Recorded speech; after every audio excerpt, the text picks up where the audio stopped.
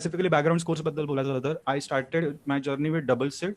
तर double Yes. मध्ये पण the movie was about inspiration आणि सो त्याच्यामध्ये सुद्धा तर जो मूवीचा सब्जेक्ट आहे तर त्या रिलेटेड तुम्ही पहिले थीम्स करायला पाहिजेत.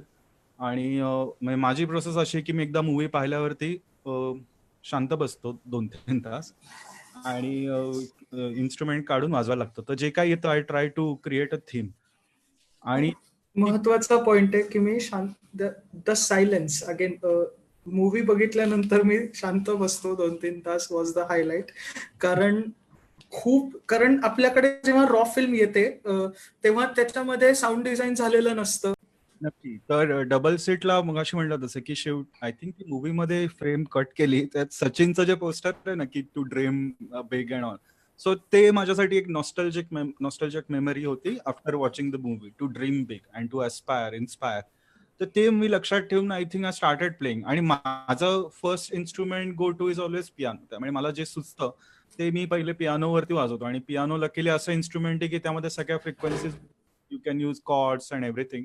You can give a tempo आणि हे ते पियानो और गिटार 2 माझे इन्स्ट्रुमेंट्स आहेत. तर ते मी पहिले थीम्स केले तर ते झाले. आणि मग आम्ही गाणी केलेली ते आमच्यासाठी फर्स्ट मूवी होता. तर गाण्यांचे काही पार्ट्स वापरून म्हणजे त्या मूवीमध्ये इनफॅक्ट असे खूप गोष्टी होत्या की ज्याच्यात गाणं पुढे येणार आहे पण त्याचं इंटरल्यूड पीस किंवा त्याची थीम आधी वापरली किती सांगायचं मला असेल किंवा त्याचे जे बरोबर.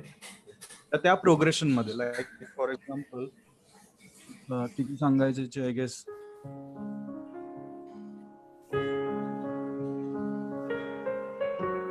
sorry 1 2 3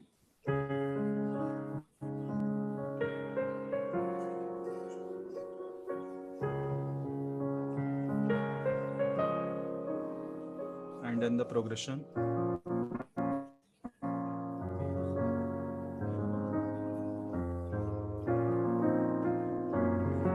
so yeah that was the basic. तर हा माझा एक बेस पहिले रेडी केला की या ह्याच्यावरती मग काय काय.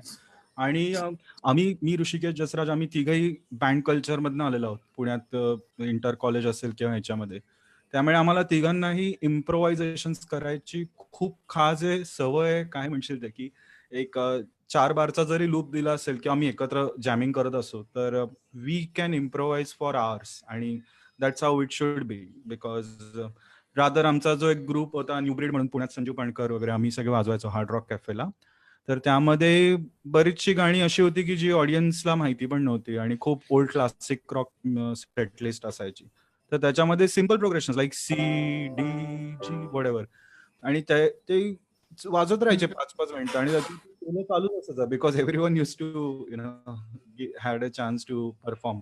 पण ते किती भारी होतं. म्हणजे त्याच्यानंतर मला कळायला लागलं की playing a solo or being in a band is actually your conversation with people on stage, you know. आता तू आणि मी वाजवतोय आपण बरेच दिवस भेटलो नाहीये आणि आपण स्टेजवरती डायरेक्ट भेटतोय. तर when I give you space to solo and if I'm playing something groove or anything, I'm actually listening to you and you are trying to tell me whatever the conversation may be की अरे आज जेवायला काय भारी जेवलं वगैरे. ते you interpreted music or like you are excited you will tell me about that. If you're sad you'll play some soft things or anything.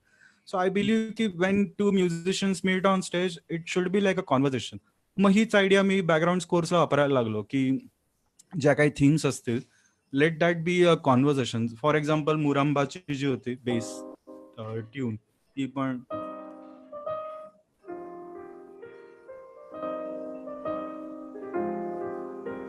So ही त्याची ए पार्ट होती. मग हे मला वाटलं की अरे रोमॅन्टिक नॉस्टॅल्जिया ह्या सगळ्या गोष्टी सगळ्यांनी पाहिला होत्या मुरंबा. तर ते बांधायला पहिले this was the simple approach. But then I thought that it should have an answer. You know की त्या दोघांची स्टोरी आहे बट त्याच्या भोवती पेरेंट्स आहेत आणि there are changes. So then I went for like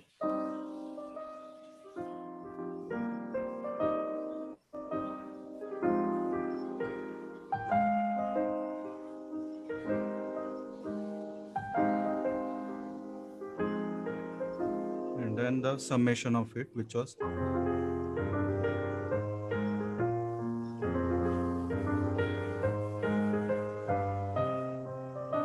so this is how I approach Wow.